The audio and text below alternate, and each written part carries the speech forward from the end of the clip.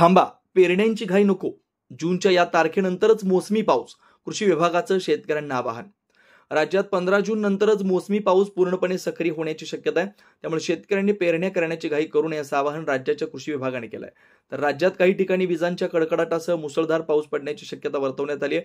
शेतकरी मच्छीमार बांधवांनी दक्षता घेण्याचं आवाहनही करण्यात आलं आहे. कृषी विभागाचे प्रधान सचिव विकासचंद्र रस्तोगी यांनी सांगितलं की राज्यातील सर्व भागात 15 जून मोसमी पाऊस सक्रिय होण्याची शक्यता आहे. त्यामुळे शेतकऱ्यांनी पेरण्या करण्याची घाई करू नये.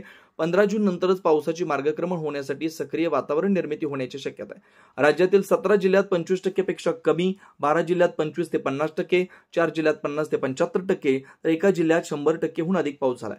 राज्यातील विविध विभागात खते, बियाणे यांचा सुरळीत पुरवठा झालाय. अनेक भागात खतांचा पुरेसा साठा उपलब्ध आहे. मोसमी पाऊस येत्या 3 ते 4 दिवसात पुन्हा सक्रिय होण्याची शक्यता आहे. त्यानुसार मध्य महाराष्ट्रात 12 जून रोजी, मराठवाड्यातील काही भागात 12 ते 14 जून दरम्यान पाऊस पडण्याची शक्यता आहे.